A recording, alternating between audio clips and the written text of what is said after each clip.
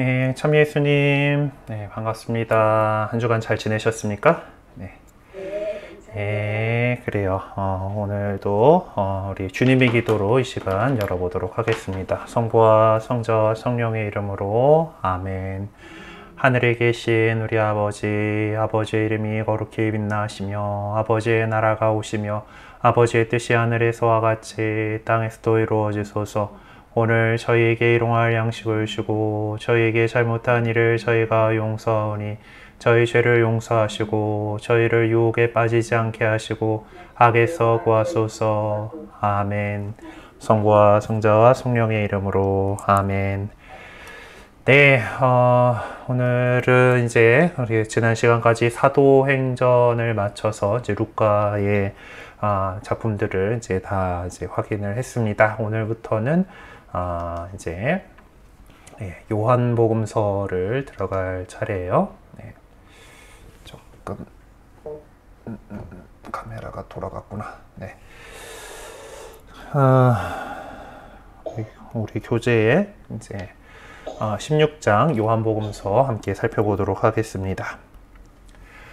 네, 일단 개요 164쪽에는 개요 보겠는데요. 이제 신약 성경의 복음서가 지금 4개 실려 있죠. 4개가 실려 있는데 앞에 있는 3개를 공관 복음서, 같은 관점에서 이야기를 하는 데서 공관 복음서라고 표현을 하는데, 그 4번째 복음서 요한 복음서는 확실히 이 공관 복음서하고는 뭔가 다르구나 하는 것들을 보실 수가 있습니다. 그걸 안 했구나. 원은 끄기 안 했고, 네, 모두에게 추천으로. 네.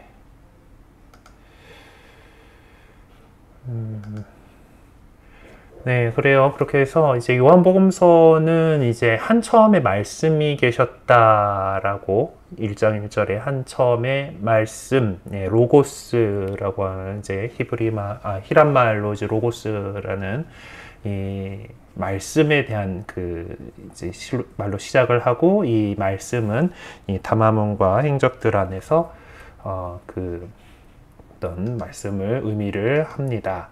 그래서 이 저자는 누구냐?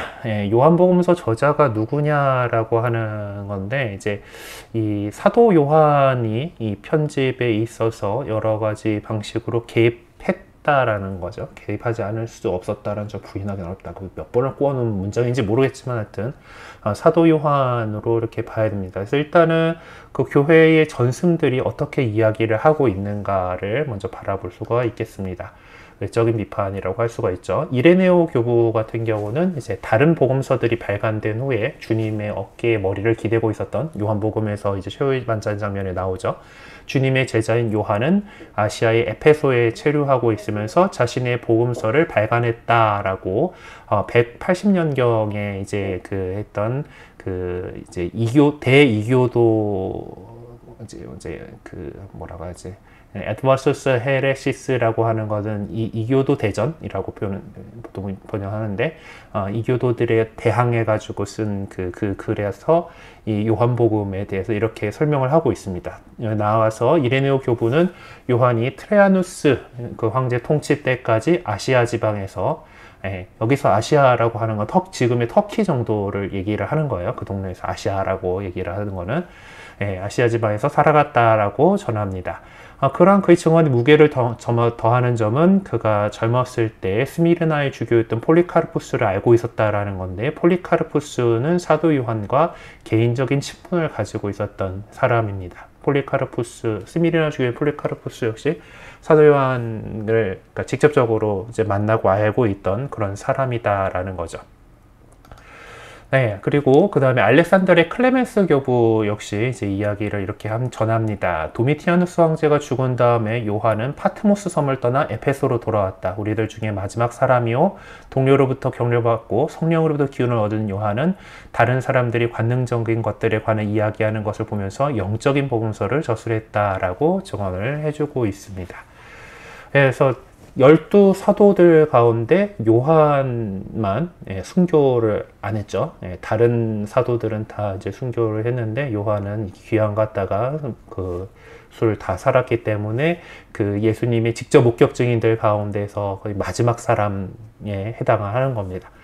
예, 그리고 반 마르키오니스트 서문이라고 하는, 여기서 이제 마르키온주의자라고 이제 그 또 교회 이단이 있었죠. 거기에 대해서 그 저항해가지고 쓴 어떤 호교서 가운데에 이제 아마 이거 누가 적었는지 모르겠는데 아마 160년에서 180년 사이에 작성이 된 것으로 보이는 이것에서도 요한복음서는 요한이 아직도 이 세상에 살아있을 때 그에 의해서 세상에 출간되어 교회들에게 보내어졌다. 그리고 그가 가장 사랑했던 제자들 중에 하나인 히에로플리스의 파피아스가 5권의 책 속에서 전해준 내용이다라고 이제 그 사도 요한에 대해서 이야기를 하고 있습니다.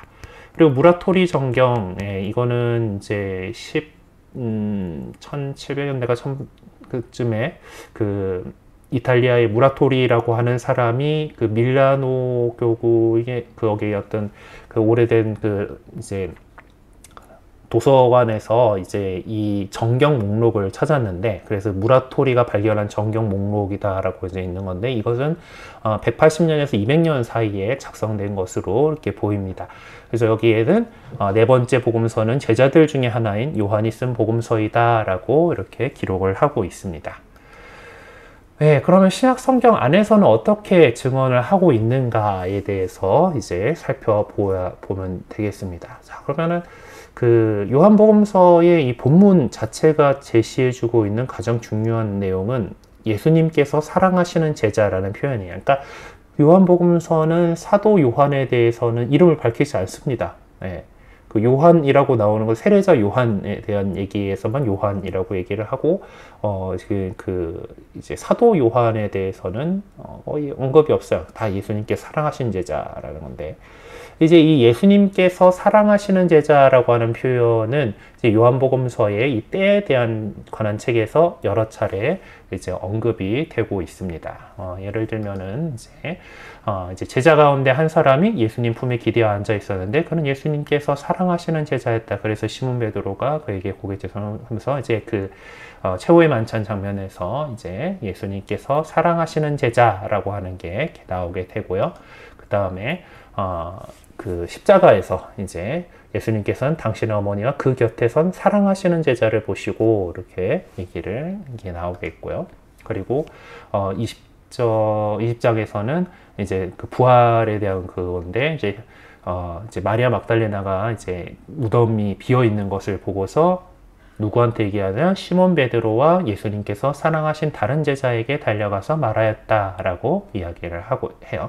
여기서도 이제 예수님께서 사랑하신 제자라고 하는 표현이 이렇게 나오고 있고요.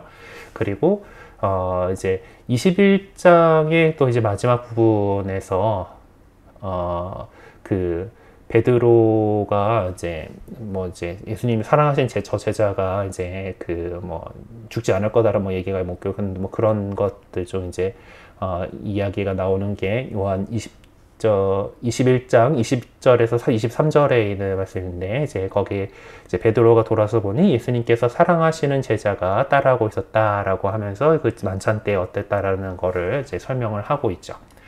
네. 이런 표현들 속에서 이제 예수님께서 사랑하시는 제자가 이렇게 나오게 됩니다. 이것을 이제 요한복음서는 이 사람을 목격 증인으로 우리에게 제시를 하고 있죠. 근데 복음서 자체는 이제 그 21장에서 분명히 언급하고 있는 것처럼 요한복음서가 예수님께서 사랑하신 제자의 권위 아래에서 완성되어 있다라는 것을 지적을 하고 있고, 또 최후 만찬 때에 예수님 옆자리에 앉아서 누가 파랑하신 자라는 분명히 얘기를 하고 있죠. 그리고 21장 24절에 보면은 이 제자가 이 일들을 정언하고 기록한 사람이다. 우리는 그의 증언이 참되다는 것을 알고 있다라고 이제 기술을 하고 있는데, 여기서 우리라고 하는 말은 요한복음서가 이 제자의 증언으로 거슬러 올라가고 있다라는 것을 증언해 주는 거죠. 그러니까 그 요한, 지금 요한으로 보이는 어쨌든 그 예수님께서 사랑하시는 제자가 그것을 알려준고 그것을 들은 사람들, 그의 제자들이 바로 이제 그 우리라고 표현되는 이 사람, 그들은 바로 그 제자가 예수님의 이거 여기 그거 더 해놨구나. 저는 이건 하여튼 뭐 예. 그 제자가 예수님께 옆구리에서 흘러나온 피화물에 관해서 증언했다라는 사실을 이제 인정을 하고 있어요. 그러니까 왜냐하면 십자가상에서는 다른 제자들은 다른 사도들은 다 도망갔는데 이 예수님께서 사랑하시는 제자만 그 곁에 계셨고 그리고 그에게 당신의 어머니를 맡기셨기 때문이죠. 그러니까 옆구리를 창으로 찔렀을 때 거기서 피와 물이 흘러나왔다라고 하는 그것은 그 예수님께서 사랑하시는 제자만 볼 수 있었던 거죠.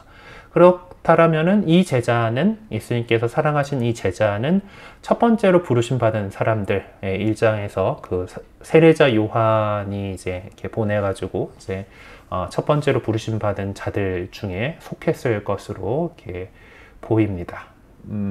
그리고 또 그 18장 15절에 이제 다른 제자라고 표현하는 인물이 또 나오는데 이제 어떤 건가 하면은 그 시몬 베드로와 또 다른 제자 하나가 예수님을 따라갔다라고 이렇게 하는데 우리 이 교재는 이것을 좀 연결을 시키고 싶어 하는 그런 느낌이 좀 들어요. 어쨌든 그 확실하진 않지만은 어쨌든 이 다른 제자라고 표현한 이 사람도 혹시 가능성이 있지 않나? 뭐 이렇게 얘기를 하는 것 같습니다. 그래서 복음서 저자가 예수님께서 사랑하시는 제자를 예수님의 첫 번째 두 제자 가운데 한 제자를 지칭하려 했는지 아니면은 대사제와 달고뜬 자로서 베드로를 그의 젖대 간 뜰로 데려갔던 다른 제자를 지칭하려 했는지는 판단하기가 쉽지가 않습니다. 근데 이 다른 제자라고 해가지고 이거를 동일인으로 이렇게 볼 건지, 그러니까 20장 2절에 보면은 예수님께서 사랑하신 잠깐 쓰봐 레이저 포인트 펜으로 됐나? 넘어갔네. 이 예수님께서 사랑하신이라고 여기에 표현이 있고 그 다른 제자라는 게 또 나오잖아요. 이 다른 제자에 대해서 이렇게 보고서 이것을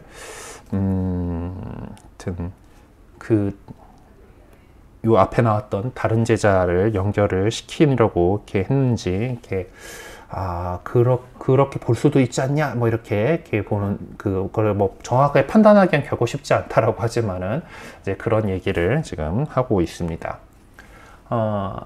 이 타당성이 있는 해결책으로 뭐 이렇게 했는데 저는 좀 그렇게 생각이 안 들어요. 어쨌든 이제 왜냐하면은 사도 요한에 대해서 이제 그 뭐 공간복음이 제시를 하고 있는 거는 갈릴레아에서의 어부였잖아요. 제베데오의 두 아들들이었기 때문에.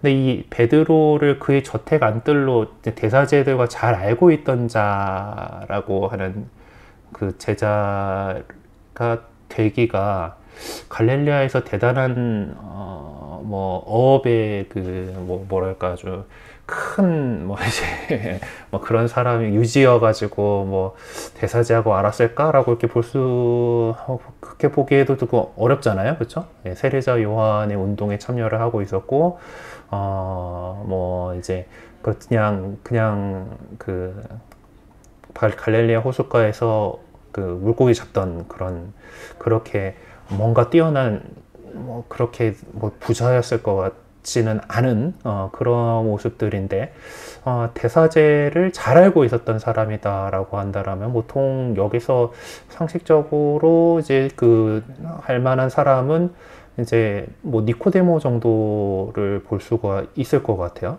근데 뭐 정확한 거는 뭐 모르지만 어쨌든 예수님을 따르는 사람들, 그러니까 뭐 12사도가 아니다 하더라도 따르는 사람들 가운데에서 이제 이렇게 대사제가 잘 알고 있던 사람이 있었을 것 같은데 어쨌든 뭐 이거는 좀 명확하게 얘기를 하고 있는 건 아니니까 그냥 넘어가도 될 것 같습니다. 어쨌든 이 예수님께서 사랑하시는 제자라고 하는 이 사람의 어떤 그 신분이 이렇게 결정적으로 밝혀지기 시작한 것은 최후의 만찬이 있고 나서부터였죠. 예, 이제 13장 25절에 이제 최후의 만찬에서 이제 정말 예수님 바로 옆자리에 그리고 거기에다가 예수님 곁에 이제 이렇게 품 안에 이렇게 기대어 있을 수 있을 정도의 어떤 그런 특권을 누리고 있었다라고 하는 것을 알 수가 있습니다. 그러니까 다시 말해서 예수님께서 사랑하시는 제자라고 하는 이 말은 그리스도교 신자들이 그가 행한 증언이 참되다는 것을 인정하면서 그에게 최고의 명예를 부여했다라는 것을 드러내 보여주는 표현이라고 할 수 있겠어요. 그 제자는 이 일들을 증언하고 기록한 사람들의 사람으로 이렇게 특징적으로 표현되고 있는데, 이 우리라는 표현으로 표상되는 이 편집자, 그 요한복음을 이제 그 편집한 사람들은 그가 전해준 그 증언이 참되다라는 것을 알고 있습니다. 그래서 그 증언의 깊이나 진실성을 생각한다면은 당연히 예수님 삶의 마지막 순간인 십자가의 장면을 지나칠 수가 없고, 그리고 더 나아가서 예수님께서 지상에서 사시는 동안 행하셨던 모든 것들을 다 바라봐야 되겠어요. 그러니까 그 기간들을 다 이렇게 살아왔던, 같이 예수님하고 지내면서 그걸 목격을 했고 그것을 증언해 준 사람이다라는 거죠. 그래서 이 내용들 이외에 두 개의 내용이 좀 논의의 대상으로 좀 살펴봐야 되는데, 이제 처음 부르신 두 제자, 그래서 첫 그 제자들을 부르시는 장면에서 두 제자가 언급이 되고 있는데, 한 사람은 안드레아라고 이름이 나오는데 다른 한 사람은 이름이 안 나와요. 그래서 전체적인 맥락을 따져본다라면은 이 제자가 바로 예수님 아래에 있던 제자와 동일한 인물, 그리고 공간복음에서 지적하고 있는 제베데의 아들로서 야고보와 요한일 가능성이 매우 높겠다라고 할 수 있겠습니다. 그리고 둘째로 18장 15절에 이 다른 제자, 좀 이 책은 좀 이 다른 제자의 정체성에 대해서 좀 집착을 하고 있는 것 같은 느낌인데, 이제 대사제가 잘 알고 있었어요. 근데 그 제자 베드로와의 어떤 관계, 그러니까 베드로를 또 잘 안다라고 하는 걸로서 예수님께서 사랑하시는 그 제자라는 가정을 생각해 볼 수는 있지만은, 뭐 요한복음서 자체는 그 내용을 전해주지 않고 있습니다. 그래서 이제 요거는 그냥 뭐 이렇게 생각을 해볼 수도 있다, 뭐 이런 것 같아요. 굳이 근데 여기에 대해서는 너무 그 제자가 누굴까 이렇게 뭐 많이 깊이 이렇게 생각해 볼 필요는 없을 것 같습니다. 성경학계에서는 상당히 오랜 기간 동안 이 예수님께서 사랑하시는 제자가 누구였는가 하는 걸 밝히는데 최선의 노력을 기울여 왔는데, 이런 노력의 결과로서 코트네 교수가 이렇게 전해주는 것들을 소개를 하고, 이게 어떤 그 관점을 취할 것인지를 얘기를 해보려고 합니다. 우선적으로 이 예수님께서 사랑하시는 제자와 동일시 될 수 있는 인물을 하나하나 좀 살펴보면서 가능성을 좀 이야기를 해볼게요. 라자로를 일단 베타니아의 라자로를 들 수가 있는데, 왜냐하면 이 사람은 11장 3절과 36절에서 예수님께서 사랑하시는 이라고 분명하게 언급이 되어 있기 때문에 그렇습니다. 주님께서 사랑하시니가 병을 앓고 있습니다 라고 이제 얘기를 했고, 또 예수님이 이제 라자로의 무덤에 가가지고 눈물을 흘리는 거 보고 유다인들이 저분이 라자로를 얼마나 사랑하셨는지 라고 이야기를 해서, 사랑하다라는 동사가 이렇게 나오기 때문에 그를 예수님께서 사랑하시는 제자였을 거다라고 이렇게 가정해 볼 수도 있죠. 네.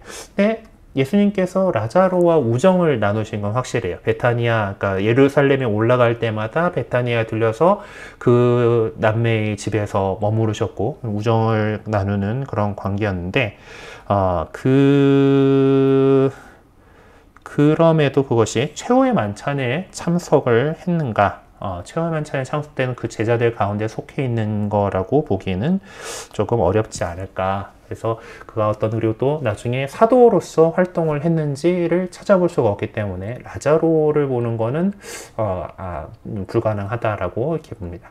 그리고 두 번째로 나오는 생각해 볼 수 있는 사람이 요한 마르코라고 표현되는 사도행전에 이제 등장하는 인물인데, 이 사람 요한 마르코는 초대교회 안에서 중요한 역할을 했던 사람이에요. 그래서 이제 마르코는 두 번째 이름이 처음엔 요한이라고 불렸던 사람입니다. 그래서 이제 요한이 그리스식 이름이고 마르코가 로마식 이름이다라고 이렇게 설명하고 있는데, 사도행전에서는 그가 젊었다라는 것을 얘기를 하고 베드로의 조수로서 선교 활동에 참여했다라는 것을 전해주고 있지만은, 이제 이걸로는 이 사람은 예수님께서 실제로 공생활 하시는 동안에 같이 다녔다라는 것을 생각하기가 좀 어렵죠. 보면은 베드로의 조수로서의 활동할 때도 젊었다라면 그때는 어렸다라는 얘기거든요. 그리고 분명히 또 예수님께서 사랑하시는 제자인 경우는 확실히 예수님께서 공생활 하시는 동안에 이미 그분과 내적으로 깊은 관계를 가지고 있던 사람입니다. 근데 요한 마르코가 예수님과 그런 내적인 관계를 유지하고 있다라고 그 어느 곳에서도 증언해 주지 않고 있죠. 그래서 이 가정도 받아들일 수가 없습니다. 그러면 또 얘기하는 거 12제자 그룹에는 속해 있지 않지만은 예수님과 내적인 친분 관계를 살고 있던 예루살렘에 있던 한 주민일 가능성? 네. 근데 요한복음서 13장 이후에 이제 그 이름이 불린 그 이름이 나온 사람들은 사실 다 12제자 그룹에 속해 있던 사람들이기 때문에 이것도 좀 어렵습니다. 그리고 아예 상징적인 인물인가? 예, 하지만은 21장의 표현은 이 인물이 역사적인 인물이다라고 이렇게 보고 있죠. 그래서 숙고의 가치도 더 없다고 이렇게 되게 확 낮춰버리긴 했는데, 어쨌든 이렇게 볼 수가 없어요. 그래서 결국 이제 이렇게 상정해 본 사람들 모두가 예수님께서 사랑하시는 제자와 같은 인물일 가능성이 전혀 없다. 예, 그래서 그 사람은 사도 요한일 것이다 라는 것에 대해서 지금부터 좀 차근차근 확인을 해보도록 하겠습니다. 자, 12제자 가운데 사도 요한에, 그러니까 이 사도 요한이 지금 우리가 찾고 있는 예수님께서 사랑하시는 제자의 가능성이 가장 큰 인물입니다. 요한복음서와 루카복음서 저자가 제시해주는 전순들 사이에는 이제 공통된 부분들이 적지는 않아요. 예. 그러니까 사도 요한에 대해서 좀 더 특권적인 자리를 루카가 부여를 하고 있습니다. 그러니까 일단 다른 복음서에서 이제 이 사도들에 대한 순서들이 이제 베드로, 야고보, 요한 이렇게 부르게 돼요. 마테오복음 17장 1절이나 마르코복음 8장 2절에서는 그렇게 부르는데, 루카는 베드로, 요한 그리고 야고보로 요한을 앞에다가 놓고 있습니다. 그리고 또 다른 한편에서 보면은 루카는 여러 군데에서 특별히 이제 사도행전에서 베드로와 요한이 밀접한 관련을 맺고 있는 모습을 전해주고 있어요. 예. 루카복음의 마지막 부분이든지, 이제 어떤 사도행전에서 이제 베드로하고 요한이 같이 잡혀갔는지, 같이 이제 성전에 올라갔다가 이제 사람을 기적을 일으킨다든지, 이제 이런 여러 가지에서 요한이 베드로와 함께 곁에 자리하고 있다라는 것을 또 이렇게 보여줍니다. 그래서 루카가 굳이 이렇게 요한을 더 앞에 이렇게 내세우는 것들로 보아서 우리는 이 예수님께서 사랑하시는 제자가 사도 요한일 가능성이 가장 크지 않을까라고 추론을 해볼 수가 있습니다. 사실 교회의 오랜 전승 역시 이제 그렇게 보고 있죠. 공관복음서와 이제 사도행전에서 따르면은 더 적어놨는데 또 이거 빼먹고 넘어갔네. 네. 그러니까 지금 아까 마테오복음에 나오는 그런 모습들은 이렇게 이제 비교를 해볼 수가 있죠. 베드로와 야고보와 그의 동생 요한만인데, 루카복음 같은 경우는 베드로와 요한과 야고보를 데리고 같은 거룩한 변모 장면인데 이제 이런 식으로 다르다라는 겁니다. 그리고 이제 요거가 예수님께서 베드로와 요한을 보내시며라고 이렇게 표현이 되어 있고, 이런 것들 보면서 이제 같이 나오고 있다라는 걸 볼 수가 있습니다. 네, 하여튼 공관복음서나 사도행전에 따르면은 이 제베데오의 아들들, 야고보와 요한은 초대교회의 삶과 복음서 안에서 중요한 위치를 차지하고 있던 사람들이었습니다. 그럼에도 불구하고 요한복음서 1장에서 20장까지 그들에 관해서는 아무런 언급이 없어요. 제베데오의 아들들이라는 표현 자체가 이게 없습니다. 뭐 그렇다고 해가지고 그것이 요한복음서 저자를 규명한 데 문제를 일으키진 않아요. 네, 우리는 이제 요한복음에서 예수님께서 부르신 첫 번째 제자들이 세례자 요한의 제자였다라는 것을 알 수가 있고요. 그 첫 번째 부르심한 제자들 중 하나는 안드레아였고 다른 하나는 이름이 명시되어 있지 않습니다. 하지만 네, 이제 이렇게 나오죠. 그 두 사람 가운데 하나는 시몬 베드로의 동생 안드레아였다라고 이렇게 표현을 하고 있어가지고 이렇게 명시되어 있지는 않습니다. 하지만 그것이 그 제자가 사도 요한일 거다라고 우리는 추측해 볼 수가 있죠. 네. 그래서 마르코 복음서 1장 16절에서 20절 사이에는 이와 비슷한 장면으로 예수님께서 공생활을 시작하면서 첫 번째 그 제자들을 부르신 내용들을 전해주는데 여기서는 4명의 어부를 부르시는 장면이 나오고 있고 그 어부들이 바로 시몬과 안드레아 그리고 제베데오의 아들인 야고보와 요한, 그의 동생 요한이었어요. 그리고 요한복음서 21장 뭔가 이제 뒤에 그 모든 일들이 끝나고 이제 갈릴레아 호수에서 다시 그 고기잡이 기적이 일어나는 그 장면에서 고기나 잡으러 가겠네 이제 동참해서 나도 가겠어 하고 따라간 사람들이 7명의 이름을 거명을 하고 있는데 그 가운데에 제베데오의 두 아들이 속해 있습니다. 그래서 우리는 예수님께서 사랑하시는 제자가 이 제베데오의 두 아들 가운데 하나일 것이라는 잠정적인 결론을 내릴 수가 있고 구체적으로는 사도 요한이 그 가능성이 가장 크다라고 이렇게 할 수 있습니다. 그렇다면은 예수님께서 사랑하시는 제자라는 호칭은 어디서 온 것인가 이 내용인데요. 요한복음서 안에서는 이 호칭이 후반부에 가서야 나타나기 시작합니다만은 이 다른 제자라는 표현으로 우리 이 책은 좀 다른 제자에 좀 많이 집착을 하는 것 같은데 이미 그 모습을 드러낸 바 있다라고 합니다. 때에 관한 책, 이제 요한복음은 이제 말씀에 대한 책, 때에 관한 책 이렇게 한 두 부분으로 이렇게 뒤에도 나오겠지만 나누는데 이제 13장에서부터는 이제 내적으로 가까운 사람들에게 이미 언약된 계시의 또 다른 형태가 이제 시작되고 있고요. 그 사람들은 예수님의 가르침을 영구히 책임져야 할 증언자로 소개가 되고 있습니다. 이 증언, 유언이라고 하는 건 테스타멘트, 이 테스타멘트라고 하는 것은 사실 하나의 문학 양식에 속한다고 볼 수가 있어요.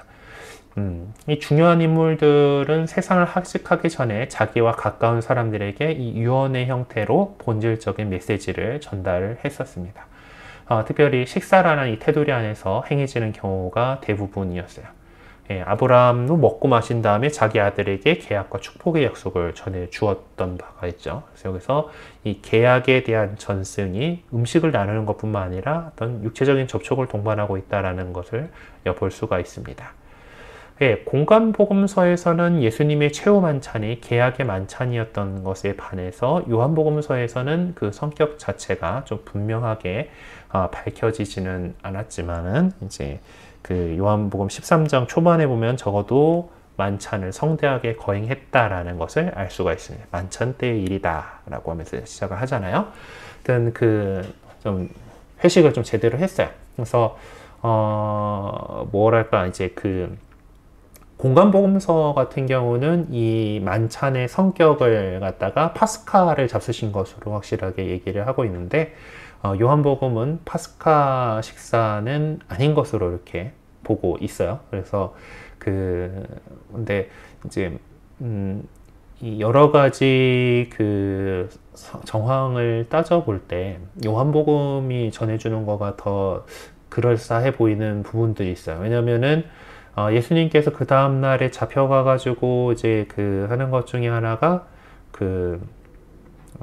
바라바를 놓아주는 그 장면에서 이제 어떤 파스카 축제 때는 죄인 하나를 사면해주는 관례가 있었다라고 할 때 어떤 그 죄인을 관면해준다라면은 어떤 명절 때문에 그 죄인을 풀어준다라고 한다라면은 그 명절을 지내라고 풀어주겠지. 그 명절이 지난 다음에 풀어주는 거는 또 웃기잖아요. 그렇죠? 예. 그런 걸로 볼 때 요한복음이 전하고 있는 대로 그냥 이 그 최후의 만찬이 그 파스카 음식을 먹은 거는 아니라고 이제 보는 거가 개연성이 더 있다라고 이렇게 보여지긴 합니다만은, 우리 가톨릭 교회, 천주교회는 기본적으로 이 최후의 공간복음서의 증언에 따라서 그 최후의 만찬이 파스카 음식을 잡수신 것이고, 그 파스카를 새로운 파스카로 해서 우리에게 그래서 바로 성체성사를 우리에게 제정해 주셨다라고 그렇게 믿고 있어요. 그러니까 그래서 우리가 성체를 이룰 때 사용하는 제병은 파스카 때 사용을 하는 누룩이 들어있지 않은 빵을 쓰는 겁니다. 예. 우리 제병 보면 물하고 밀가루만 갖고 만들거든요. 이제 그것처럼 이렇게 되는 거고, 동방교회 전승은 요한복음의 어떤 그거에 따라서 그 최후의 만찬은 파스카를 잡수신 건 아니에요. 그러다 보니까 동방교회의 성체에 사용하는 그 빵은 누룩이 들어있는 빵을 사용합니다. 예. 또 그런 그 차이가 있긴 하는데, 어쨌든 뭐 여기서 지금 중요한 건 그 부분이 아니죠. 우리 그분께서 사랑하시는 제자에 대한 건데, 이 만찬이 좀 성대하게 거행됐고, 그 식사 안에서 보통 이렇게 유언을, 테스타멘트가 전해지고, 그것이 그냥 말만 전해지는 것이 아니고 어떤 육체적인 근접성을 통해서, 그러니까 예수님과 그분이 사랑하시는 제자의 그 육체적인 근접성을 통해서 그 제자가 특별한 방식으로 예수님의 메시지를 받아들이고 있다라는 것과 그 메시지의 깊은 의미를 전달해야 된다라는 것을 분명하게 이렇게 표명해 주는 것이라고 볼 수가 있습니다. 그러니까 이 최후의 만찬이 유언을 하는 그 장소라고 하는 어떤 유다인적인 배경을 염두에 두고 볼 때, 예수님께서 전해주신 이 다마운드 증인은 결국 십자가의 증인이 되어야 되는 것이 타당할 것으로 보이고, 바로 이 증인에게 예수님의 제자라는 호칭 외에 다른 어떤 호칭도 주어질 수가 없었던 것은, 그러니까 스승이신 예수님보다 더 높을 수는 없었기 때문입니다. 그래서 예수님께서 선택하신 제자들은 바로 그에게 예수님을 사랑하시는 이라는 표현을 덧붙여줘서 제자로서의 그의 그 신분을 유지시켜 주렸던 것이죠. 마지막으로 우리가 반드시 기억해야 될 것은, 요한전승은 근본적인 증언의 가치를 부여하고 있다는 것이고, 그 근본적인 증언을 보증하는 사람이 곧 사도라는 것입니다. 이런 관점에서 요한복음서의 편집 과정을 규명해보고 현재 본문이 실현되는 데 있어서 제자들의 참여가 어떤 정도였는지를 추정하려는 노력들은 이제 뭐 할 수 있는데, 그거는 시간 많고 똑똑한 학자들에게 맡겨놓으면 되고, 우리가 그것까지 다룰 필요는 없겠다라고 얘기를 하고 있네요. 자, 그러면은 어디서 집필을 했는가? 이레네오와 폴리카르푸스 같은 교부들의 증언에 따르면은 에페소에서 이제 요한이 네 번째 복음서를 작성하고 최종적으로 편집을 했다. 그래서 이런 또 다른 그 연구 결과들을 보면은 이것이 완성되고 편집된 곳은 에페소 공동체였다라고 보는 것이 가장 타당해 보입니다. 뭐 알렉산드리아로 보는 견해도 있긴 한데 타당성이 없어 보인다 그래요. 하지만은 요한의 어떤 사상들이 안티오키아에서 상당한 영향을 끼쳤다라는 것을 생각해 본다라면은, 사도나 복음서 저자가, 이 편집자가 안티오키아에서도 상당 기간 머물렀을 가능성을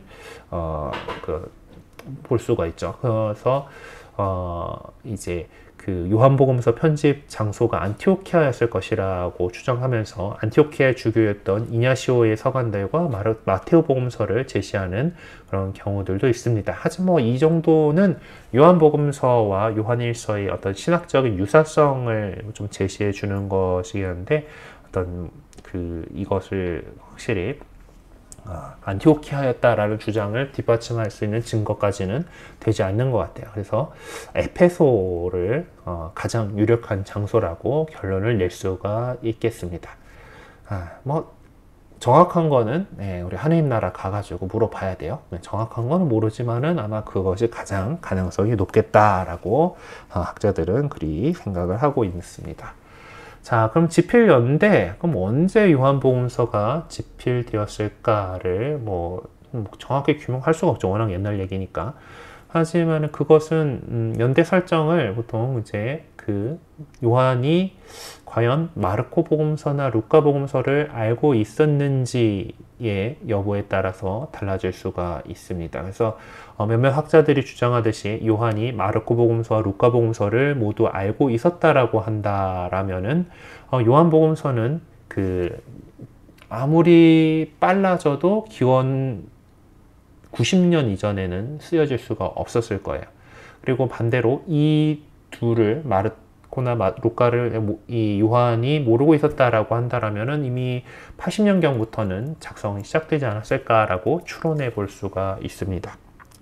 그래서 이제 뭐 이렇게 하게 되면은 90년보다 빠를 수도 있는데 그렇게 빨라진다 하더라도 80년보다 빠를 수는 없다라는 거예요. 그래서 그 80년경부터 쓰이기 시작했다라고 하면은 루카복음서나 마테오복음서가 출간된 때와 거의 같은 시기에 나왔다라고 말할 수가 있을 것 같습니다. 그런데 요한복음서는 어떤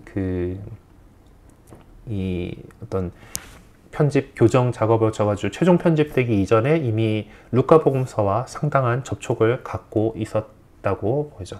그래서 어떤 그 사이 어떤 재정립된 유다이즘과 이제 성전이 이제 무너졌기 때문에 어떤 그 말씀 중심의 유다이즘이 되었는데, 그리고 그리스도 공동체가 이제 단절된 그 시점에서 이제 복음서 저자가 총괄적인 작업을 했었다라는 것을 잊지 말아야겠다라고 얘기하고 있습니다. 하여튼 체사리아의 에우세비오가 전해주는 한 전승은 요한이 트라야누스 통치 때까지 살아 있었다라고 증언을 하고 있는데, 그러니까 트라야누스 통치 때까지 살아 있었다라는 거는 98년보다 뭐 100년 이렇게 그 117년 사이에 재위를 했었기 때문에 그 사이에 그 돌아가셨다라는 것으로 이제 그런 점으로 볼 때 이제 그 복음서 저자가 세상을 떠난 뒤에 그 제자들에 의해서 어떤 그 보완된 복음서가 완전하게 출간된 것은 2세기 초역, 이제 100몇 년대라고 이제 추정을 해볼 수가 있겠습니다.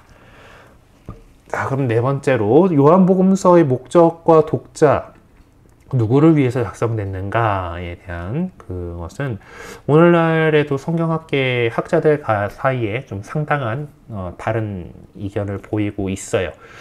이러한 사실은 네 번째 복음서의 목적과 독자에 관한 문제 해결이 결코 간단치 않다라는 것을 보여주는 것이죠. 하여튼 그래서 뭐 복잡하긴 하지만은 그래도 조금 시도는 해보자라고 이렇게 얘기를 하고 있네요. 자, 우리는 네 번째 복음서의 내용이 예시해주고 있는 지표들을 염두에 보고서 요한복음서 자체가 제시해주고 있는 두 가지 결론. 왜냐면은 보면은 20장으로 끝나는 것 같은데 뒤에 또 이야기가 더 붙어 있어요. 그래서 그것들을 비교해 보면서 과연 요한복음서가 쓰여진 목적이 무엇이었고 그 독자들이 누구였던가 하는 것을 좀 찾아내 보도록 합시다. 그럼 요한복음서의 이 목적에 대한 이야기는 이제 결국 이 두 개의 결론에 대해서 이제 좀 살펴보게 되는 건데, 20장 30에서 31장, 20장의 끄트머리에는 이렇게 이 책에 예수님께서 이 책이 기록되지 않은 많은 표징도 제자들 앞에서 일으키셨다라고 하면서 이것들을 기록한 목적은 예수님께서 메시아시며 하느님의 아드님이심을 여러분 믿고 또 그렇게 믿어서 그분의 이름으로 생명을 얻게 하려는 것이다 라고 분명히 결론을 딱 맺어버리는 그게 나와요. 근데 뒤에 또 21장이 또 있죠. 어쨌든 이 두 구절, 첫 번째 이제 마무리하는 이 구절 안에서 요한복음서 저자가 사용하고 있는 그 특징적인 요원들 가운데서 가장 눈에 띄는 것이 표징, 세메이온이라고 하는 표징이죠. 이 표징이라고 한 단어는 요한복음서의 표징에 관한 책, 앞쪽에 이제 7가지 표징들이 나오잖아요. 그죠? 그 안에서 17번이나 사용을 하고 있습니다. 요한복음은 기적이라고 하는 단어를 쓰지 않고 이 표징이라고 하는 단어를 좀 사용을 하고 있어요. 그렇게 해서 그 카나의 혼인잔치에서 이게 처음에 사용되고 마지막으로 믿지 못한 유다인들을 고발한 내용 속에서 이 표징, 세메이온이라고 하는 단어가 사용되고 있습니다. 많은 학자들은 이러한 사실을 토대로 해서 요한복음서 전체에 걸쳐서 문학 양식과 문체가 일관성을 지니고 있다는 점을 지적함과 동시에 그러한 사실을 이제 높이 평가하고 있습니다. 또한 20장 30절은 표징이라는 형태로 제시된 여러 사건들을 고찰하고 있는 결론의 형식 문구처럼 간주될 수 있을 뿐만 아니라 예수님의 그 생애와 그분께 사신 일들, 예수님의 현현과 관계된 내용 전체에 관해서 고찰하고 있는 결론의 형식으로 이렇게 보입니다. 이 두 구절들을 두 구절을 자세하게 분석하면서 의미를 찾아보도록 하겠습니다. 30절에 나오는 다른 많은 표징들, 이런 표현 보죠. 복음서 저자는 이 자신의 저서에서 붓을 떼면서 이제 결코 끝이 아니다라는 사실을 분명히 인지하고 있었습니다. 실질적으로 과연 어떤 사람이 한 권의 책을 저술할 때 모든 것을 다 기록대로 만족할 수가 없죠. 네. 뭔가 좀 빼먹은 것들이 분명히 있는 거고 부족한 것들이 있는 겁니다. 더욱이 이제 이 믿음에 관계된 것이라면 어느 누가 감히 모든 것을 다 증언했다라고 말할 수는 없을 겁니다. 그래서 같은 질문을 우리 자신에게 던져본다면은 요한복음서를 저술한 저자가 이제 30절에서 왜 그런 식으로 표현했는지를 충분히 이해할 수가 있습니다. 예수님 스스로도 이 고별사, 요한복음에는 이 13장에서 이제 발 씻겨주시고 나서 예수님께서 한참 이야기를 많이 하시죠. 예, 그 가운데서도 예수님께서도 내가 너에게 할 말이 아직도 많지만, 그래서 예수님도 다 전해주지는 못했다라고 이렇게 얘기를 합니다. 어쨌든 이제 비슈엘 교수는 이제 다음과 같이 이야기를 합니다. 복음서 저자가 30절의 이 내용을 기술한 것은 자기가 전해줘야 할 모든 것을 전부 다 전해주지 못했기 때문에 이렇게 했고, 결과적으로 다른 표징들도 많이 있었다. 그러나 특별히 복음서 저자가 30절의 진술 내용을 통해 밝히고자 했던 것은 자기가 전해준 이야기들 모두를 뜻에 헤아릴 수 있을 만큼의 충분한 표현으로 전달할 수 없었다라는 것이었다라고 이렇게 이야기를 하고 있습니다. 다시 말해 복음서 저자는 자신의 어떤 인간적인 통찰력을 가지고서 모든 것을 전부 표현해낼 수가 없었다라고 스스로 시인하는 것이죠.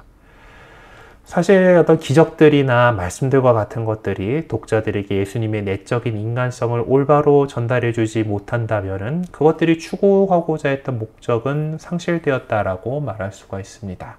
그러나 복음서 저자는 참다운 신앙인으로서 양식 있는 저술가로서 예수님이라는 실제가 자신의 눈앞에 드러난 모습보다 훨씬 뛰어난 분이심을 누구보다도 잘 알고 있었을 것이고, 그래서 그는 자신이 그러했듯이 독자들도 성령의 조명을 받아서 표징 안에 숨겨져 있는 심오한 의미를 깨달을 수 있게 되기를 바라는 것입니다.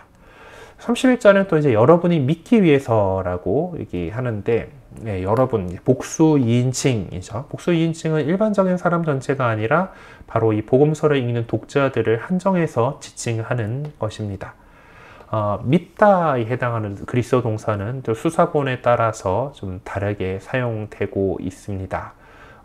이제 좀 대표적으로 두 가지 용법을 이제 볼 수 있으니까 옮겨 적다가 조금씩 다르게 적힌 게 이렇게 있는 모양이에요. 그래서 첫 번째 용법은 접속법 현재로 사용을 하게 되는데, 우리말로 좀 직역을 해보자면 여러분이 믿는 것을 지속하기 위해라고 이렇게 번역을 할 수가 있고요. 두 번째 용법은 접속법 단순각어로 사용을 하는데, 이것은 여러분이 믿는데 여러분의 자신을 내어놓기 위해서라고 이렇게 좀 정밀하게 옮기자면은 이렇게 할 수 있을 것 같습니다. 하여튼 그와 같은 용법을 대하면서 우리는 다음과 같은 질문을 제기해 봐야겠는데요. 요한복음서는 과연 그리스도교 신자들의 믿음을 강건하게 해주기 위해서 쓰여졌는지, 아니면은 유다인들이나 이방인들이 그리스도교 믿음을 가질 수 있도록 하기 위해 쓰여졌는가? 그러니까 원래 신자였던 사람들의 어떤 믿음을 강하게 해주기 위한 건가? 아니면은 신자가 아닌 사람들에게 복음을 전하기 위해서, 예수님 이야기를 하기 위해서 쓰여졌는가? 어떤 이것은 좀 뒤에서 다시 다루게 될 모양입니다. 하여튼 여기서는 이 믿다라는 용어가 요한복음서 안에서 98번 사용된 것으로 보아서 이 복음서 저자는 이 믿다라는 단어를 의도적으로 즐겨서 사용한 것이다 라는 것만은 기억해 줬으면 좋겠습니다. 자, 그러면 요한복음서 저자가 이렇게 믿다라는 단어를 이렇게 자주 사용했다라고 한다면은 그가 믿음의 대상을 누구라고 밝히고 있는지를 좀 살펴보죠. 네, 여기에 대해서는 31절에 소개된 두 개의 호칭이 정확하게 답을 해주고 있습니다. 첫 번째는 메시아. 네, 요한복음서 저자의 관심은 예수님께서 메시아심을 보여주는 데 있어요. 네, 공관복음서에서는 이 메시아라고 직접 쓰지 않고 다 그리스도라고 그 번역한 단어를 사용을 하고 있는데 요한복음서는 여기도 그렇고 1장 41절에 4장 25절에서도 그 아람어 단어인 메시아를 그냥 그대로 사용을 하고 있습니다.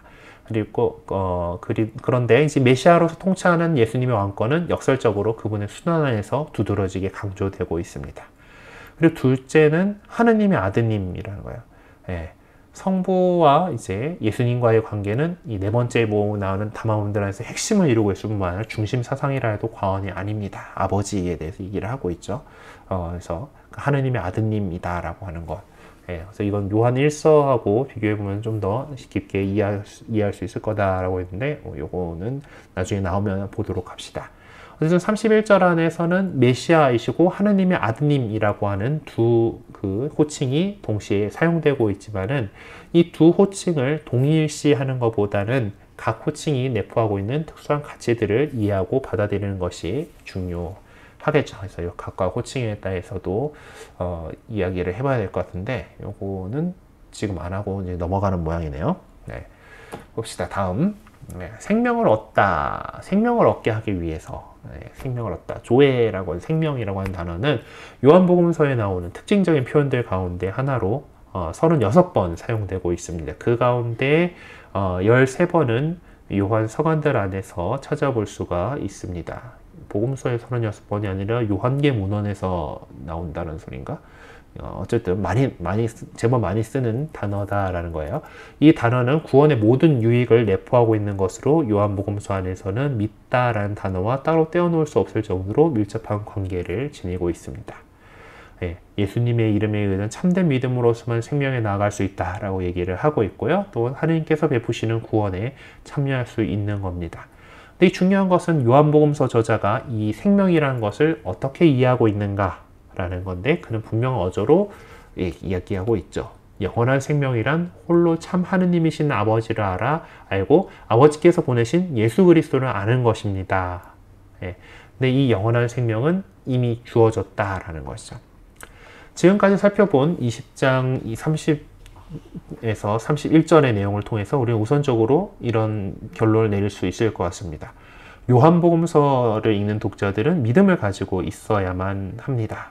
그러니까 이 복음서는 믿음이 전혀 없는 사람들을 최우선적인 독자로 생각하고 쓴 것이 아니고 만약에 믿음이 전혀 없는 사람들을 독자로 여기고 썼다라면은 요한복음서 저자는 자기 이 복음서 안에 교리교육적인 방법을 충분히 담아내지 못한 이유를 밝혀야만 하겠죠. 그렇게 교리교육적인 목적을 가지고 쓴 내용이 거의 없기 때문입니다. 그렇다면은 요한복음서 저자는 이미 믿음을 갖고 있는 그리스도 신자를 위해서 자신의 복음서를 썼다라고 말할 수밖에 없습니다.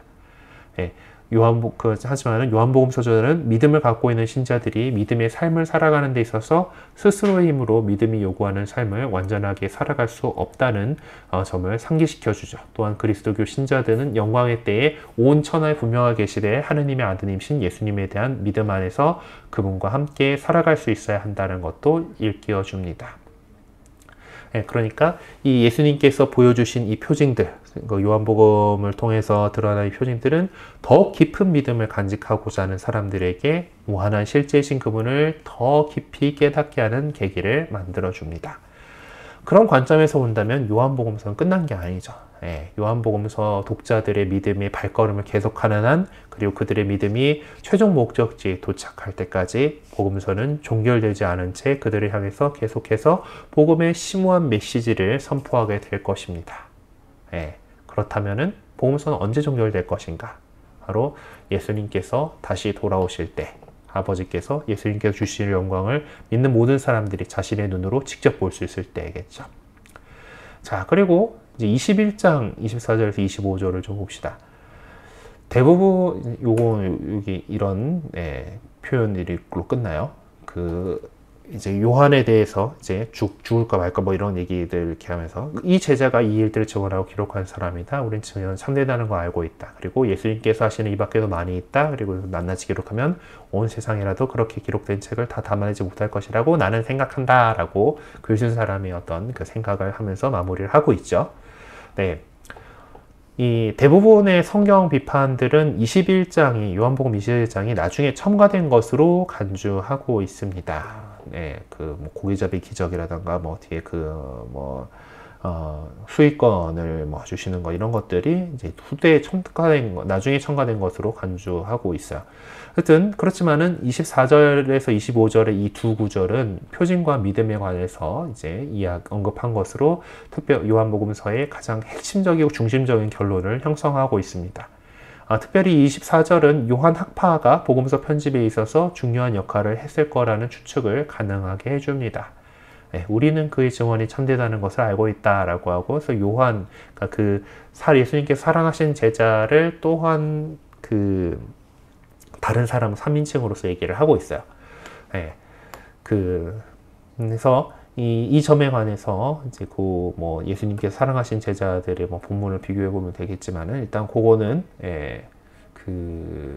잠깐 비교를 해보자면은 증언하는 것이므로 뭐 이제 이 이야기하고 이제 이 예수님 사랑하신 자였다라는 표현인데 요거는 뭐 그렇다라는 거로 넘어갑시다. 24절에서 우리는 알고 있다라는 말에서 우리라고 하는 표현은 사도 요한의 제자들을 지칭하는 것으로 보이죠. 또한 25절에서 좀 과장을 하고 있어요. 그러니까 이거는 뭐 고대 문헌에서 흔히 사용되는 수사 기법을 따르고 있는 것입니다. 그러니까 온 세상이라도 그렇게 기록된 책을 다 담아내지 못할 것이라는 표현은 어떤 뭐 물질적인 양을 강조하기 위한 표현은 아닐 겁니다. 그러니까 이런 표현은 예수님께서 전해주신 이 계시가 얼마나 깊고 심오한지를 강조하기 위해서 이렇게 사용이 되었습니다. 간략하게나마 이제 두 결론을 살펴보았는데요. 이렇게 더 이어서 복음서의 독자들이 누구였는지를 하기 전에 잠깐 10분간 쉬었다가 우리 11시 30분에 계속 이어나가도록 하겠습니다. 네, 그러면 좀 쉬는 시간 갖고 오시도록 하고요. 혹시 봉사자님들 공지하실 거 있나요? 네, 없습니다. 네, 그러면은 쉬는 시간 10분 가지고 오도록 하겠습니다. 네, 그래요. 이제 쉬는 시간 마치고 또 이어나가 보도록 하겠습니다. 네, 다들 돌아오셨나요? 네. 그래요. 이제 요한복음서의 독자 문제에 대해서 이제 좀 더 구체적으로 살펴보도록 하겠습니다. 19세기 말까지만 해도 대부분의 학자들은 요한복음서를 올바로 이해하기 위해서는 로고스 창가라고 불리는 이 서문을 가장 중요하게 여겨야 한다라고 주장했었죠. 그래서 그들은 서문에 나타난 예수님과 세례자 요한의 상관관계를 깊이 있게 다루어왔습니다. 많은 학자들은 요한복음서 서문을 근거로 요한복음서 저자가 이방인들을 구원의 복음으로 이끌고자 했다라고 주장하기도 했었습니다. 그러나 그들과는 달리 오닉이라고 하는 학자는 요한복음서야말로 디아스포라 유다인들을 대상으로 그들이 예수님의 메시아성을 받아들이고 고백할 수 있도록 하기 위해 목적을 갖고 있다는 주장을 펼쳤죠. 그런가 하면은 브라운 교수는 그리스도교와 유다교가 결별함으로써 혼란과 갈등에 휩싸이게 된 유다인 기원의 그리스도교 신자들이 흔들림 없이 그리스도교 믿음을 살아갈 수 있도록, 그러니까 유다교의 기반을 가지고서 이제 새로운 가르침인 그리스도교를 이제 받아들인 사람인데 나는 유다인이라는 유다교도라고 하는 정체성도 갖고 있고 이제 예수님을 그리스도로 받아들이는 사람인데 유다교 쪽에서 그리스도교를 쫓아내고 저주를 했단 말이에요. 완전히 갈라져 버리기 때문에 그렇기 때문에 혼란과 갈등에 이제 휩싸이게 된 유다인 출신의 그리스도교 신자들이 흔들림 없이 이 믿음을 살아갈 수 있도록, 또한 그 당대의 여러 이단들의 직면에 있던 그들이 활기차게 그리스도교 믿음을 살아갈 수 있도록 하기 위해서 요한복음서가 쓰여졌다는 주장을 폈습니다. 네. 그래서 그리고 특히 이단의 직면에 있던 그리스도 신자들에게 어떤 힘을 불어넣어 주기 위한 내용은 요한 1서 안에서 자세하게 또 특징적으로 표현되고 있다라고 이제 지적을 해줬습니다. 이제 학자들의 견해를 놓고 보면은 요한복음서의 그 독자를 규명하는 문제가 결코 단순하게 해결될 수 없는 것처럼 보입니다. 요한복음서의 독자 문제를 규정하는 것이 어려워지는 것은 아무리 봐도 이 로고스 창가라고 하는 요한복음서의 서문 때문으로 보이고, 이 서문의 문제가 그리 간단하지 않다라는 것을 말해주기도 하죠. 브라운 교수의 이제 앞으로 안 돌아가니. 네, 브라운 교수가 한 말은 서문에 관한 문제를 다른 각도에서 다루어야 한다라는 것을 암시해 줍니다. 요한복음서 서문이 복음서 전체를 이해하기 위한 열쇠인 것처럼 생각하고 사용하는 것은 결코 바람직하지가 않다. 요한복음서 서문은 한때 독립된 성가였던 것으로 네 번째 복음서의 서문으로 사용하기 위해서 갖다 쓴 것이다. 그래서 그 서문에서 세례자 요한에게 부여하고 있는 관심은 부차적인 부분에 속하는 것이다 라고 레이먼드 브라운 교수가 이제 얘기를 한 바가 있거든요. 그래서 이 로고스 창가는 원래 그냥 따로 있던 그 찬가였는데, 그것을 갖다가 이제 그 서문으로 이렇게 사용을 했다라고, 편집이 된 거다라고 주장을 하는 거죠. 요한복음서의 독자가 과연 누구였는가 하는 문제를 깊이 있게 다루기 위해서는 요한복음서가 유다인들과 그리스도인들에서 어떤 태도를 취하고 있는지를 살펴봐야 됩니다. 분명히 이제 요한복음서 안에는 구원은 유다인에게서 온다라는 말이 이제 있어요. 그러니까 네 번째 복음서 안에 소개된 구약 성경에서 인용한 내용들이 얼마나 중요성을 띠고 있는지를 생각해야 됩니다. 근데 무엇보다도 요한복음서가 인용하고 있는 구약 성경의 내용들은 공간복음서 안에서는 이 내용들을 찾아볼 수가 없다라는 거예요. 그러니까 공간복음서에서 구약 성경을 인용한 거하고 요한복음서에서 구약 성경을 인용한 거하고가 다르다라는 겁니다.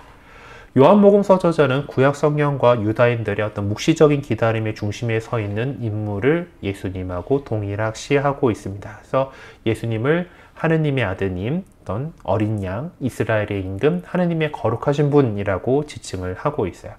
그리고 또한 우리는 요한복음서 안에서 예수님께서 정결 예식이라던가 예루살렘의 경배, 안식일, 파스카 축제, 장막, 초막절, 봉헌 축제 같은 이런 유다인 축제의 이 제도에 상당한 중요성을 부여하고 계시다는 사실을 알 수가 있습니다. 여러 차례 예루살렘에 그 유다인들의 전례 축제를 주년 축제를 지내러 가세요. 그만큼 중요하게 생각하시기 때문에 이렇게 그 예루살렘까지 가는 그런 여정들을 이렇게 하고 있다라는 것을 볼 수가 있죠. 공화복음서에서는 보면 전체적으로 해가지고 갈릴레아에서 활동하시다가 이제 예루살렘에 가셔가지고 그 당신의 일을 이루시는, 그러니까 파스카를 그렇게 새로운 파스카를 위해서 들어가시는 한 방향으로 이렇게 이루어져 있는데, 요한복음서에서 보면 예수님께서 그 유다인들이 매 시기마다 하는 그 축제들을 이제 다 대부분 이렇게 참여하고 있다라는 것을 볼 수가 있습니다. 무슨 이유로 그럼 요한복음서 저자는 그와 같은 것들을 강조했을까? 그러니까 유다인들과 그들의 신학에 대해 강조해 줌으로써 복음서 저자가 무슨 의도를 드러내고 했던가를 좀 생각해 봅시다. 그리고 이제 예수님에 대해서, 예수님을 믿게 하려는 어떤 체계적인 증언이 5장 31절 47절에 나오는데, 여기서는 아들에 대한 아버지의 증언이 적나라하게 소개되고 있는데 연역법적인 방식으로 구성되어 있습니다. 증언의 타당성과 합리성이 분명히 언급되면서 유다인들에게 있어서 빼놓을 수 없는 인물인 모세까지 연결을 하고 있어요. 그러니까 어제 아버지가 어떻게 보내셨고 뭐 고난이 어떻고 이렇게 그 되게 논리적으로 이어지는데, 너희가 뭐 모세를 믿을 수 있으면 나도 믿을 수 있을 거다라고 이렇게 그 얘기를 합니다. 그러면은 복음서 저자는 무슨 이유로 모세까지 표면에 부각시키면서 예수님에 대한 체계적인 증언을 제시해 준 것일까? 예. 또 여기서는 하느님께서 주신 영광보다 인간들이 주는 영광에 더 마음을 두고 있었던 유다인들의 그릇된 의도와 태도를 고발하고 있습니다. 또 요한복음서는 비록 유다인들이 그리스도교 신자들을 회당에서 내쫓는다 하더라도 그것을 두려워하거나 수치스러워할 것이 없다는 점을 곳곳에서 밝히고 있어요. 복음서 저자는 비록 유다인 지도자들이 예수님을 강력하게 반대하고 거부했음에 불구하고 예수님께서 이스라엘의 희망을 성취하셨다는 점을 보여주고자 합니다. 예, 뭐 이제 나타나엘에서 참 이스라엘 사람이다라고 얘기를 하는 것도 이렇게 이 부분에 해당하는 거죠. 여기선 여기서부터 이제 그 뒤 이제 요한복음 거의 대부분 상황에서 유다인이라고 하는 단어는 좀 경멸적인 의미를 갖기 시작을 하는데 이러한 모습을 여러 번 찾아볼 수가 있습니다. 공간복음서에는 유다인이라는 단어를 한 대여섯 번 정도 찾아볼 수 있는데 요한복음서에는 70번이나 찾아볼 수가 있죠. 예, 그래서 이러한 사실로 미루어 보아 유다이즘에 대한 이 요한복음서의 논쟁적인 태도를 쉽게 감지할 수가 있습니다. 그래서 요한복음서 안에서는 유다인이라고 하는 단어가 거의 전문 용어처럼 사용되고 있는데 특별히 유다인들 그냥 그 유다인들이라 그 전체를 민족 전체를 얘기하는 거라기보다는 예루살렘의 종교 지도자들을 지칭하는 것으로 또 특히 예수님께 대해서 적대적인 태도를 취하고 있던 모든 사람들을 일컫습니다. 유다인이라는 표현이 요한복음서 안에서는 사실 뭐 거의 세속이라는 용어와 거의 같은 의미로 사용되면서 이제 예수님을 받아들이지 않는 상태를 대표적으로 지적해주는 표현이 되고 있습니다. 요한복음서는 예수님의 공생활과 관해서 이제 요한복음서와 동일한 지형적인 그 어떤 테두리를 사용을 하고 있지만은 여러 곳에서 선교에 대한 관심사를 표명을 해주고 있습니다. 그러니까 공간복음서와 똑같이 예수님께서는 그 갈릴리아하고 유다 이렇게 이제 이스라엘에서 그렇게 뭐 벗어나지 않아요. 그렇지만은 그 어떤 이 선교에 대한 관심사를 표명해주는 내용들을 좀 찾아본다라면은 4장에 나오는 사마리아 여인과의 대화 아래서 영과 진리 안에서 이루어질 새로운 이식이 예고되고 있다라는 것, 의식에 대해서 종말을 고하는 것으로 또 이 이야기는 예수님께서 세상의 구원자이시다라는 장조한 선포로서 끝나게 됩니다. 그리고 카나에서 두 번째 표징, 그러니까 카나의 그 왕실 관리 고관에게 보여주는 표징에서 이제 이 사람은 카파르나움에 와 있긴 하지만은 왕실 고관이라고 해가지고 어떤 뭐 다른 공간복음서 같은 경우는 이제 백인대장의 종으로 이렇게 얘기가 되겠죠. 이제 보는 것처럼 이제 어떤 로마와 관련된 뭐 이런 사람으로서 이제 보여주고 있는데 그렇게 해서 이방인에게 보여주신 것이고, 그리고 7장 33절에서 36절에서 보면 예수님께서 이방인들에게 선교하시기 위해서 떠나시는 장면이 나오고요. 그리고 착한 목자의 비유 안에서 착한 목자는 우리 안에 들어있지 않은 다른 양들도 찾아 나와서 그들을 모아서 한 양떼를 이루어야 한다라고 하는 말씀 안에서 우리에 포함되어 있지 않은 그 이방인들에 대한 어떤 선교를 또 얘기를 하고 있는 거로 볼 수가 있습니다. 그리고 또한 이제 그 그리스인들이 이제 어떤 요구하는 것들이 있는데 여기에 대한 응답 역시 예수님의 때가 다가왔음을 알리는 표징으로서 구체화되고 있고요. 십자가 위에 예수님의 죄목을 다른 표말에는 그것이 히브리말, 라틴말, 그리스말로 적혀 있었다라고 하는 이야기는 요한복음에 나옵니다. 그래서 세상 사람들이 다 알 수 있도록 히브리말, 라틴말, 그리스말, 그러니까 라틴말, 그리스말인가, 라틴말은 이제 로마가 지배하고 있으니까 라틴말이고, 그리스말은 그 당시 지중해권 문화권에서 통용된 국제 언어이기 때문에 그랬던 거니까 많은 사람들에게 그 사실을 알린다라고 하는 그 안에서도 의미를 줄 수가 있고요. 그리고 21장에 나왔던 어떤 그 기적적인 고기잡이, 백신 3마리 잡혔다라고 하는 그 고기잡이 이야기에 이제 그 표징이 이렇게 되어 있습니다. 그리고 또한 이 이단들에 대한 반박에 이제 그 이단들과 논쟁하기 위한 성격을 띠고 있었는지를 좀 살펴볼 수가 있는데요. 세례자 요한파에 맞서서라고 이렇게 표현되어 있는데, 뭐 이제 처음에 세례자 요한의 추종자가 이제 그 요한 그 추종하고 이제 세례자 요한의 세례만 받았습니다라고 이야기하는 성령의 세례를 받지 못할 사람들이 에페소에 있었다라는 것을 사도행전의 증언을 통해서 알 수가 있습니다. 근데 이 사실을 들어서 발렌스 페르게라고 하는 학자는 처음으로 요한복음서가 세례자 요한파에 맞서서 어떤 신랄한 논쟁을 벌이고 있다라고 이렇게 주장을 해서 이제 관심을 집중시킨 바 있는데, 어쨌든 그렇다고 하네요. 네. 그리고 요한복음서 서문을 보면은 세례자 요한에 관해서 서술을 해주고 있는데, 이 부분이야말로 어떤 그 주님의 선구자로서의 세례자 요한의 어떤 그 직무와 그의 인간성에 대한 어떤 잘못된 인식을 잡아주기 위한 것이었다라고 이렇게 볼 수가 있습니다. 만일에 복음서 저자가 세례자 요한과 예수님의 관계를 드러내 보여주고 그들을 추종하던 제자들 사이에 경쟁심이 있었던 것을 지적해주고 있다라면, 그러니까 이제 뭐 사실 뭐 제자들이 세례를 준 거다 뭐 이런 거가 저기 4장 2절 이렇게 나오는데, 그것은 세례자 요한한테 어떤 책임을 전가하고자 했던 것이 아니라 어떤 그것에 대해서 무관심했다라는 것을 보여주기 위해서입니다. 그리고 또 그분은 커지셔야 하고 난 작아져야 한다라고 세례자 요한이 말한 내용이 또 그런 사실을 뒷받침해 주고 있습니다. 또한 이제 또 그 세례자 요한, 그러니까 성령에 대해서 모르는 사람들인 거고, 그 다음에 에비오니즘에 사람에 대해서 하는데, 그 이레네오 교부는 이제 체렌트가 뭐지? 어떤 체렌트에 대해서 언급하면서 이제 에비온이라는 사람이 있었는지 아니면은 또 여기 나오는 것처럼 실제적인 인물은 아니었다라고 여겨지기도 하고, 어쨌든 그 에비온을 추종하는 사람들인데 좀 유다교 계통의 어떤 것들입니다.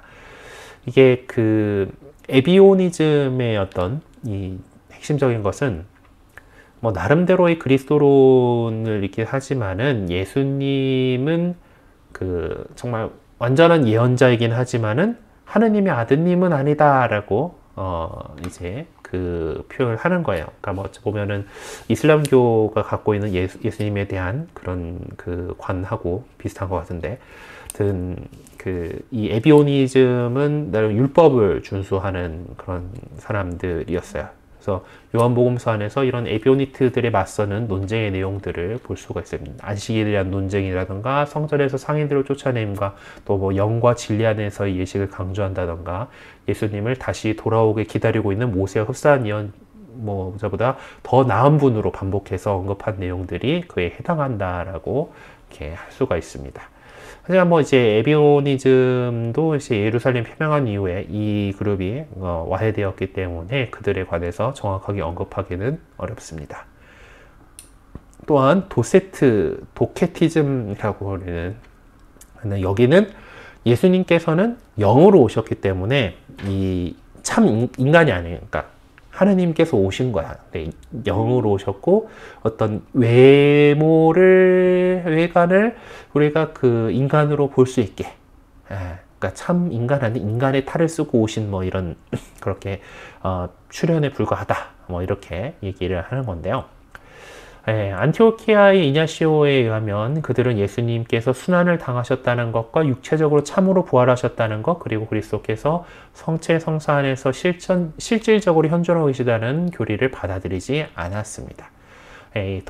도세트들의 이제 잘못 생각을 지적을 한 것이고, 이 이단 사상은 아마 요한복음서가 쓰여졌을 때 당시에 많이 유포되어 있을 것이라는 것을 통해서, 이 요한복음서가 그런 상황에서 그 성체 성사 안에 실질적으로 현존하고 계신다는 것, 예수님께서 참 인간으로 현존하고 계셨다는 것, 이런 것들에 대해서 거부하는 사람들이니까, 그래서 그 강생의 역설적인 성격에 대해서 이제 그 적은 것, 그리고 성체 성사 안에서 실질적인 현존을 강조한 요한복음서 저자의 의도를 이제 이 도케티즘에 대해서 반대하는 그런 것으로서 이해할 수 있을 것 같습니다. 그래서 요한복음서 저자는 구약 성경의 내용들을 떠올리게 해줄 수 있는 상당한 암시적인 내용들과 교회의 실적인 삶에 관련된 지표들을 인식할 능력이 있는, 이미 그리스도교로 믿음을 살아가고 또 살아가는 그 신자들을 위해서 이 복음서를 쓴 것이다 라고 말할 수 있을 겁니다. 그래서 영성적인 복음서라고 일컬어지는 이 요한복음서는 유다이즘에서 와서 신자가 된 사람들, 또 그리고 그리스 로마 세계 출신으로서 신자가 된 사람들이 이제 믿음 안에서 성장할 수 있도록, 그러니까 새 신자들 아니면 아직 신자가 예비 신자들이 아니라 이제 신자가 되고 이제 그리스도에 대해서 어느 정도 알게 된 사람들이 어떤 믿음 안에서 더욱 성장할 수 있도록 하기 위해서 쓰여진 것이 바로 요한복음서다라고 이렇게 얘기할 수가 있는 거죠. 어쨌든 그 출신이 어떻든 신자가 된 그들에게 그리스도께서 구원 역사의 중심부를 차지하고 계시고 성령의 은총에 힘입은 그분의 말씀은 항상 유효한 말씀으로 현존하고 있다는 것을 깨닫게 해줍니다. 그리스도 이외에 다른 진리가 없고 그리스도를 통하지 않고서는 아버지께 가는 다른 길이 있을 수가 없다라는 거죠. 그러한 진리를 근거로 요한복음서 저자는 어떤 영지주의의 위험스러운 사고를 간접적으로 공격하고 있고, 또 그리스도의 실제를 거부하는 위험스러운 사조에 직면해 있던 그리스도교 신자들이 흔들림 없이 믿음의 성숙한 길로 나아갈 수 있도록 그들을 인도하고 있는 겁니다. 앞서 말했던 이단들이 예수님의 신성을 부정하든지 예수님의 인성을 부정하든지 그런 그 이단들이 이미 그 앞서서도 있었고, 그것에도 신자들이 흔들림 없이 쭉 나아갈 수 있도록 인도하고 있는 겁니다. 요한복음서 저자가 예수님께서 하신 증언의 진실성을 강조하는 이유는 바로 여기에 있습니다. 말씀이 되시고 선택된 증인들에게 영광을 계시하신 그 말씀과의 통교를 떠나서는 생명에 통교할 수 있는 다른 길이란 있을 수가 없다라는 것이죠. 오늘 개괄적 연구까지 나갈 계획이었는데 일단은 조금만 더 얘기를 하고, 이거를 다음 주로 다 넘겨버리면은 너무 그 다음 주도 빡빡해질 양이라서 한 10분간 조금 진도를 나간 다음에 가보도록 하겠습니다.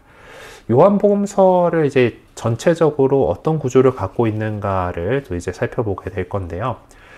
이 구조 문제를 논하고 있는 학자들의 공통된 견해는 찾아볼 수가 없습니다. 다들 이제 학자들마다 이제 이것들을 다르긴 한데, 일단은 그 요한복음서를 쭉 살펴보다 보면은 중간에 이 뭔가 흐름이 이상한데 싶은 부분들이 조금씩 있어요. 그래서 그 난맥 현상이라고, 지금 맥이 이제 흔들린다라고 하는 이제 그것을 주안점에 두고서 이 문제점을 해결하기 위해서 무엇보다도 먼저 요한복음서의 원천과 편집 과정에 대한 연구를 이제 해야 된다라고 하는 이제 브하마르라고 하는 사람을 지적해 볼 수가 있고, 또 그것을 이제 어떤 지금 이 일반적인 일관성, 그러니까 중간중간에 튀는 데들이 있긴 하지만은 그래도 거기에 순서 현재 우리가 갖고 있는 요한복음서의 순서를 그 일관성 안에서 이해해 보려고 하는 사람이 도드로 이렇게 생각을 해볼 수가 있는데, 하여튼 이 문제, 이것은 결국 그 학자들 사이에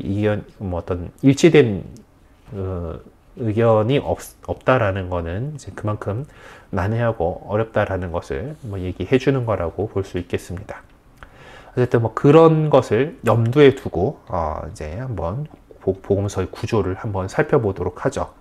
그러니까 대표적으로 이제 이 맥을 좀 흐트러뜨리고 있는 내용은 첫 번째가 아까 그 요한복음서 서문에 대해서 얘기를 했었습니다만은 여기 안에 소개되는 세례자 요한에 대한 부분들입니다. 그러니까 1장 6절에서 8절과 1장 15절은 세례자 요한에 관계된 내용인데, 이게 보면은 뭔가 좀 끊어먹는 느낌이에요. 그래서 이 로고스 창가 전체적인 어떤 내용의 상술 내용을 살짝 이제 끊어보는 느낌인데, 그래서 이거 나중에 끼워 넣어진 건가? 이렇게 생각이 되죠. 그리고 3장 31절에서 36절의 이제 내용은 이제 하늘에서 오시는 분에 대한 어떤 신학적인 묵상 내용인데, 그것을 앞의 맥락인 그 세례자 요한의 증언을 다루고 있는 1장에서부터는 거기에 연결될 것인가, 아니면은 뒤에 그 뒤에 이어오는 그 4장에다가 이어볼 것인가, 사마리아 여인의 이야기를 연결시켜주는 4장에다 연결시킬 것인가가 참 애매모호한 그런 것들이 있습니다. 그리고 5장의 이야기가 이제 베사다 못 병자를 치유해준 이야기인데 5장 1절에서 보면은 예수님께서 예루살렘에 올라가셨다라고 이렇게 하고 있고, 6장 1절에서는 갈릴레아 호수 또 티베리아스 건너편으로 가셨다라고 전해지고 있는데요. 그리고 그 앞에 5장보다 앞에 4장 54절에서는 갈릴레아에 계신 것으로 이제 묘사를 하고 있는데, 어떤 그 예수님께서 되게 그 장소 이동을 되게 급작스럽게 하셨다라고 이렇게 보이는데, 이것에 대한 그것을 하기 위해서 부하마르 교수 같은 경우는 현재 복음서 순서를 존중하면서 이제 5장과 6장을 바꿔 놓으면은 이제 어려움이 없다. 그래서 4장에서 사마리아, 갈릴레아, 카나로 해가지고 6장에서 갈릴레아, 7장에 예루살렘, 5장에 예루살렘, 7장에 예루살렘으로 이렇게 하면 되고, 그러니까 이 주장에 따르면은 예수님께서 이렇게 자주 왔다 갔다 하지 않으신 거예요. 그러니까 우리는 그냥 그 요한복음 순서대로 보면 예수님께서 이제 예루살렘과 갈릴레아를 종종 왔다 갔다 하시면서 이제 그 시간을 보내셨는데, 부하마르 교수의 제안을 이제 가정적인 제안을 받아들인다고 한다면은 뭐 이제 7장 1절에서 언급하고 있는 또 갈릴레아 지방에 대한 문제를 좀 다른 문제점으로 이렇게 드러나게 됩니다. 그래서 슈나켄부르크라는 학자는 또 이것을 7장 15절에서 24절의 내용을 갖다가 그냥 5장에다 연결시키면은 어떻게 하면 좋겠냐, 이러면 좋지 않겠느냐라고 이제 제시를 하고 있어요. 그래서 4장, 6장, 5장, 7장 15절에서 14절, 그 다음에 7장 그 1절에서 14절, 그리고 그 다음에 다시 이제 25절 이하로 이렇게 어떤 지리적으로 너무 왔다 갔다 하지 않아도 되는 그런 것으로 이렇게 좀 제안을 하고 있는 것 같습니다. 뭐 옛날에는 많이 왔다 갔다 하기는 이렇게 쉽지는 않았을 테니까 뭐 이제 이렇게 좀 보면 되지 않을까라고 이렇게 얘기를 하는 것 같아요. 그리고 표징의 책을 관한 책을 종결짓는 두 개의 결론인 이제 12장 37에서 43절하고 이제 44절에서 50절의 이 표현들을 또 보게 되는데, 17절 37에서 50절은 이제 그 12장 30에서 50절은 이제 23에서 36절에 소개된 예수님의 죽음에 대한 담화뿐만 아니라 어떤 이 앞에 표징에 대한 책, 예수님의 7가지 표징을 이제 전해주는 요한복음의 표징에 대한 책 전체의 결론처럼 보입니다. 근데 12장 37절에서 50절은 이제 또 그거를 또 두 부분으로 나눠볼 수가 있는데, 37에서 43절, 44절에서 50절로 구분해 볼 수가 있습니다. 이제 37절에서 43절은 요한복음서 저자가 직접 말하고 있는 것으로, 화자가 요한복음서 저자가 했고 12장까지 전해준 어떤 그 역사에 대한 주석 내용을 담고 있다고 봅니다. 근데 44절에서 50절에서는 예수님의 설교 가운데에서 두드러지게 표명되었던 내용들을 그분의 입을 통해서 요한복음서 저자가 요약해주고 있습니다. 그래서 도드 교수 같은 경우는 12장 37에서 50절이 표징에 관한 책 전체 결론이라고 간주를 하고 있는데요. 그것은 그 근거는 2장에서부터 12장 사이에 주축을 이루고 있던 주제들이 이제 2장 37에서 50절 안에 요약되어 있고, 그 안에서 또 새로운 주제를 전혀 찾아볼 수가 없다라고 이렇게 하는 것을 들고 있습니다.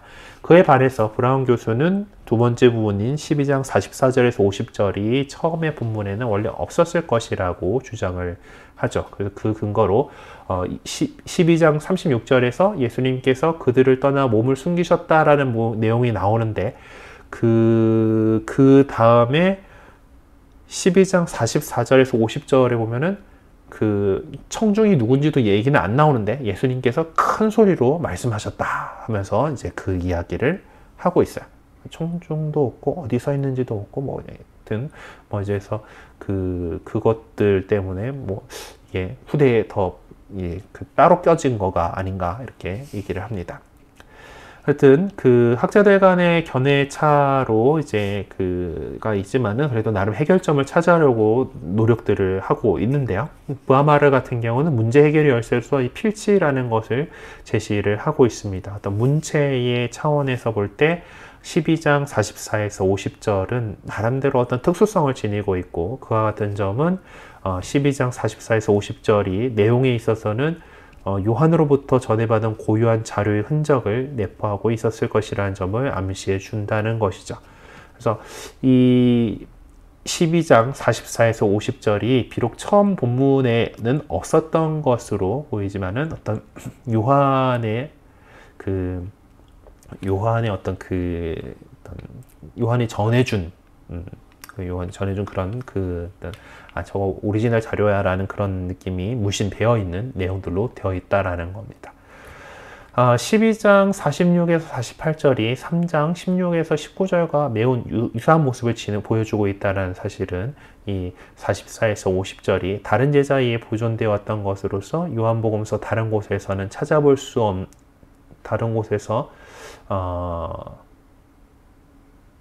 찾아볼 수 없는 이었겠지? 찾아볼 수 있는 이로 잘못 적은 거겠죠? 없는 상이한 재료를 담고 있었을 것이라는 점을 쉽게 받아들일 수 있게 합니다. 이상의 그 사실들을 토대로 결론을 내려보자면은 표징에 관한 책들은 어떤 두 가지 결론으로 끝을 맺고 있습니다. 그래서 유다인들의 불신앙에 관한 재고에 대한 것이 있고, 요한복음서의 처음의 본문이 아니었던 것으로 이제 또 이 자리에 차입된 것으로 이렇게 볼 수가 있을 것 같아요. 하여튼 지금까지 이런 맥을 흐트러뜨리는 내용들이 있다라는 것을 이제 지적해 봤는데, 또 여기서 이야기해 주는 것이 또 8장에서 나오는 가늠하다 잡힌 여인에 대한 이야기이고, 또 요한복음서의 종결문이 21장에 대한 것이 또 분명히 이거는 따로 나중에 들어갔을 거다라고 이렇게 보는 거예요. 그냥 8장 1절에서 11절에 그 가늠하다 잡힌 여인 이야기는 아예 적혀있지 않은 수사본들이 있어요. 그러니까 여러 수사본들에서, 주요하고 오래된 수사본들에서 이 내용은 아예 없습니다. 그러니까 이러한 이유로 사실 학계에서는 이 이야기가 요한복음서 원저서에 속해 있던 것은 아니라는 결론을 내리고 있어요. 하지만 그렇다고 해서 그것이 정경이 아니다는 얘기는 아니에요. 그러니까 이 8장 그 부분이 성경이 아니다, 이거는 아니야 라고 이렇게 하는 얘기는 아니고, 우리가 계속해서 그걸 정경으로 이해해 왔고 그렇게 돼 있고, 또 이 이야기 같은 경우는 어떤 문체나 문학 양식으로 볼 때 공관복음 전승에 더 가깝고, 특히 율가복음서의 어떤 그 필체하고 비슷하다라고 이렇게 학자들 얘기를 하죠. 그래서 몇몇 사본들은 이 이야기를 갖다가 루카복음에 배치되어 있는 경우들도 있습니다. 학자들은 이 이야기가 율법에 대한 암시와 이제 7장 51절에서 율법에 초래되는 처벌에 대한 암시 때문에 요한복음서 안에 삽입되었을 가능성이 짙은 것으로 판단하고 있습니다. 그럼에도 불구하고 이게 뭐 나중에 끼어 들어간 것이든 어쩌든 그렇게 지금 학자들이 여러 가지를 통해서 파악해 볼 때 그렇다라고 하지만은, 그것이 이 내용이 우리 교회에 의해서 요한복음서의 다른 모든 내용들과 함께 받아들여졌고, 이것은 영감을 받아서 작성된 성경으로서 간주되고 있다라는 것이죠. 그리고 끝으로 대부분 학자들이 요한복음서 21장이 요한복음서의 결론을 형성하고 있다는 사실을 인정하고 있지만은, 이것 역시 나중에 첨가된 것으로 보고 있습니다. 그래서 아까도 좀 다뤘지만은 2장 30절의 내용이 다시 21장 24에서 25절에서 반복되고 있죠. 그러니까 원래는 2장 30에서 31절로 끝났을 텐데, 그리고 뒤에 기적적인 고기잡이 이야기와 이제 수익권 이야기와 이런 것들 하면서 다시 한번 반복되어서 이제 끝을 맺고 있다라는 것입니다. 그래, 오늘은 여기까지 일단 진도를 나가는 것으로 하고요. 이제 구조에 대한 여러 가지 견해들과 지적 구조에 대해서 바라보는 거는 다음 주로 이제 미뤄두도록 하겠습니다. 혹시 궁금하신 거, 질문하실 거 있으신가요? 네, 마이크를 켜시고 얘기를 해주시면 되겠습니다.